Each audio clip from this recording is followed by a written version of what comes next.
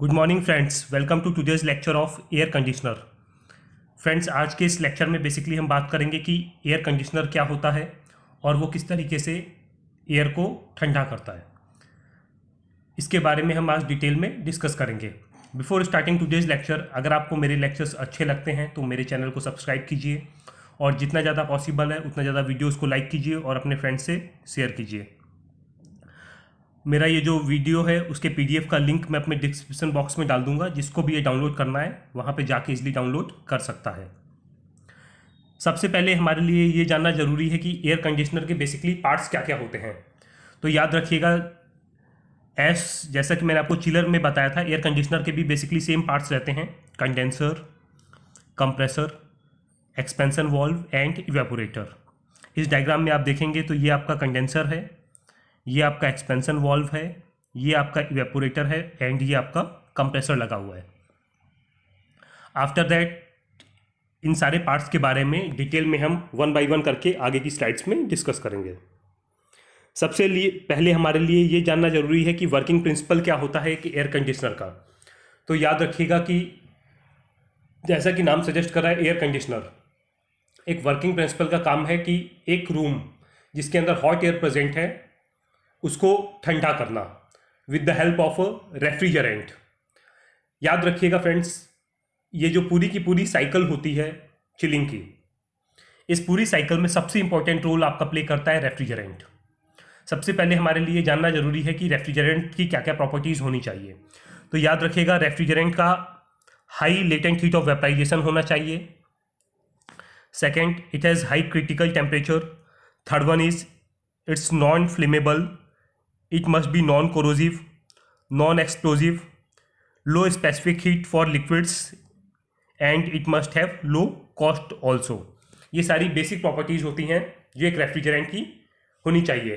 Refrigerants में basically आप फ्रेऑन use करते हो, R134a करके गैसेस आप यूज़ करते हो। अब आपके लिए ये जानना जरूरी है कि refrigerant basically chilling effect provide कैसे करता है। याद रखिएगा कि कोई भी गैस जब आपकी कंप्रेस की जाती है तो उसका टेम्परेचर और प्रेशर राइज करता है। जब उसका टेम्परेचर और प्रेशर राइज करता है वहाँ पे वो गैस गर्म होती है। और किसी भी गैस को जब आप सडन एक्सपेंड करते हो, जब भी कोई भी गैस सडन एक्सपेंशन में जाती है तो मोस्टली वो आपका चिलिंग इफेक्ट प्रोवाइड करती है, उसका टेम्परेचर एकदम से ड्रॉप होता है। ये जो फेनोमेना है, इस पूरी की पूरी साइकिल में आप देखेंगे तो पूरा का पूरा ये जो एयर कंडीशनर की साइकिल है, इस पूरी साइकिल में हम जस्ट जो गैस की ये प्रॉपर्टीज होती हैं इन्हीं का हम यूज़ करने वाले हैं। और इनमें हम रेफ्रिजरेंट्स यूज़ करते हैं जिनका लेटेंट हीट ऑफ वेपराइजेशन काफ़ी ज़्यादा रहता है, जो सडन फेस चेंज जिनका पॉसिबल रहता है और वो काफ़ी ज़्यादा हीट रिलीज करते हैं और काफ़ी ज़्यादा हीट एब्जॉर्ब भी करते हैं। याद रखिएगा, AC is collecting hot air from the room. AC basically आपका जो रूम है जहाँ पे आपको ठंडा करना है, वहाँ से वो हॉट एयर लेता है। आफ्टर दैट ये प्रोसेस में 4 चीज़ें इन्वॉल्व रहती हैं जो मैं आपको पहले बता चुका हूँ: compressor, evaporator and expansion valves. ये इंडोर से हीट कलेक्ट करता है और आउटडोर में हीट ये रिलीज करता है। अब इस पूरे के पूरे सेटअप के बारे में हम वन बाई वन करके आगे की स्लाइड्स में डिटेल में समझते हैं। सबसे पहले याद रखिएगा, ये वही डायग्राम है जो मैंने आपको पिछली स्लाइड में दिखाया, बस यहाँ पे स्टेप वाइज उसको डिस्ट्रीब्यूट किया गया है। स्टेप 1, 2, 3, 4 करके पूरा का पूरा दिखाया है।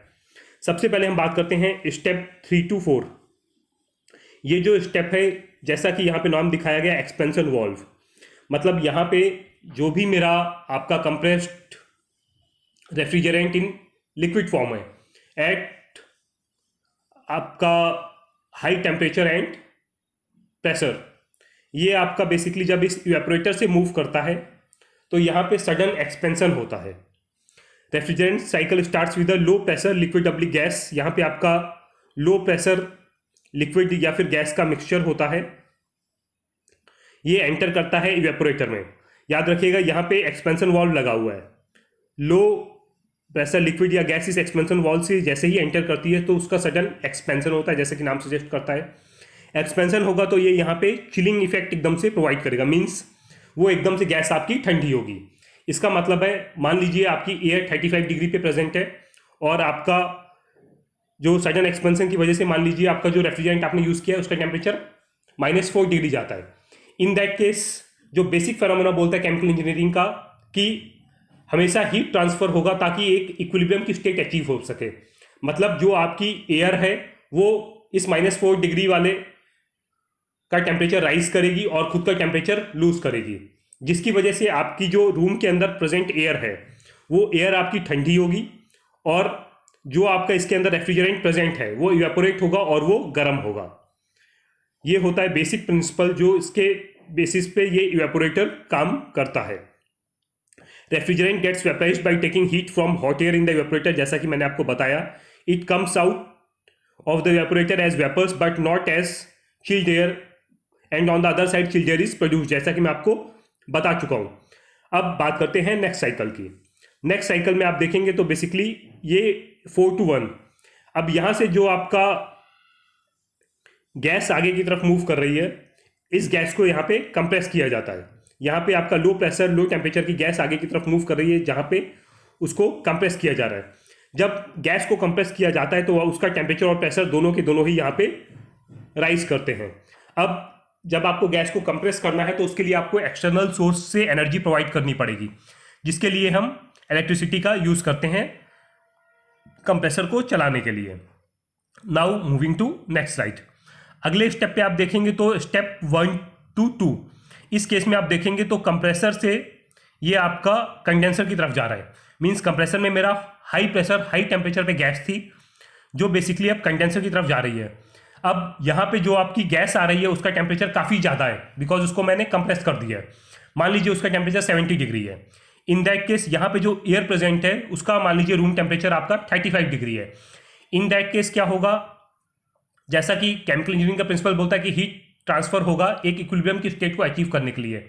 मतलब जो आपकी एयर है जिसका टेम्परेचर कम है वो एयर आपकी गर्म होगी और जो आपका ये रेफ्रिजरेंट है जिसका टेम्परेचर 70 डिग्री है वो आपका ठंडा होगा। इसका मतलब इस कंडेंसर में आपका जो रेफ्रिजरेंट है वो आपका लिक्विड फेज में कन्वर्ट होगा और एयर आपकी जो इसके कांटेक्ट में आएगी वो अपने हीट गेन करेगी और गर्म एयर ये ठंडी ये एटमॉस्फेरिक एयर को लेगा और उसको गर्म करके बाहर की तरफ रिलीज करेगा। आफ्टर दैट ये अगेन एक्सपेंशन वाल्व में आएगा। Moving to next step. Next step में अगेन 2 to 3, ये जो यहाँ पे आपका हाई टेम्परेचर, यहाँ पे आपका जो गैस है उसका बेसिकली टेम्परेचर ड्रॉप होगा बिकॉज वो कंडेंस हो गई है। तो यहाँ पे आपकी लो टेम्परेचर पे आपकी गैस प्रेजेंट होगी। लो टेम्परेचर पे आपका गैस हो सकती है या फिर गैस और लिक्विड का मिक्सचर भी प्रेजेंट हो सकता है। ये आपका एक्सपेंशन वॉल्व में आएगा। जैसे ये एक्सपेंशन वॉल्व में आएगा डिपेंडिंग अपॉन कितना मेरे को चिलिंग इफेक्ट चाहिए उसके हिसाब से ये एक्सपेंशन वॉल्व उसको सडन एक्सपेंशन प्रोवाइड करेगा, जिसकी वजह से अगेन ये पूरी की पूरी साइकिल रिपीट होती रहती है। तो सबसे इंपॉर्टेंट चीज़ ये है कि ये पूरी की पूरी साइकिल में सबसे इंपॉर्टेंट रोल रेफ्रिजरेंट प्ले करता है। रेफ्रिजरेंट जब सडन एक्सपेंड होता है तो वो चिलिंग इफेक्ट प्रोवाइड करता है और जब उसको कंप्रेस किया जाता है तो वो हीटिंग इफेक्ट प्रोवाइड करता है। तो इसकी ये जो दोनों प्रॉपर्टीज़ हैं उन्हीं का यूज़ करते हुए बेसिकली ये पूरी की पूरी जो साइकिल है एयर कंडीशनर की वो वर्क करती है। इस डायग्राम में मैं आपको प्रैक्टिकली समझा रहा हूँ। यहाँ पे सारी की सारी साइकिल्स एक दूसरे के साथ में अटैच है। ये देखिए फ्रेंड्स, ये आपका कंप्रेसर लगा हुआ है। आफ्टर दैट ये कंप्रेसर क्या कर रहा है, ये कंप्रेसर आपका इसके बाद में ये कंडेंसर है। इस कंडेंसर में जो भी कंप्रेस्ड गैस है वो इस कंडेंसर में जाती है। जो कंडेंसर आपका बाहर की तरफ लगा रहता है outside the room in case of split ACs. ये क्या करेगा, बेसिकली आपका जो ये फैन लगा हुआ है ये फैन हॉट एयर को लेगा, ये आपका जो बाहर एटमॉस्फेरिक टेम्परेचर पे एयर प्रेजेंट है उसको लेगा और वो गर्म एयर को बाहर की तरफ छोड़ेगा और यहाँ पे जो आपका रेफ्रिजरेंट है उसको ठंडा करेगा। आफ्टर दैट ये जो आपका कूल रेफ्रिजरेंट है ये अंदर आएगा एक्सपेंशन वॉल्व के थ्रू। अब जब ये एक्सपेंशन वॉल्व के थ्रू आएगा तो ये सडन आपके एक्सपेंड करेगा।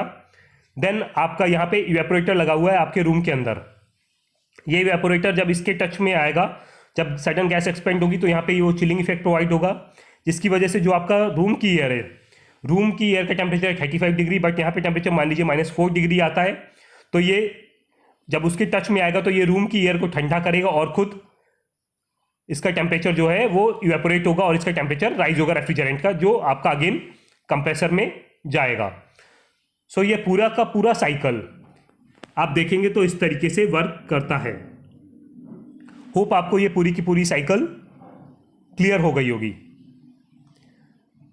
नेक्स्ट लेक्चर में बेसिकली मैं आपको ये बताऊंगा कि बैरल पंप्स क्या होते हैं और बैरल पंप्स किस तरीके से वर्क करते हैं। So till then, goodbye, have a nice day.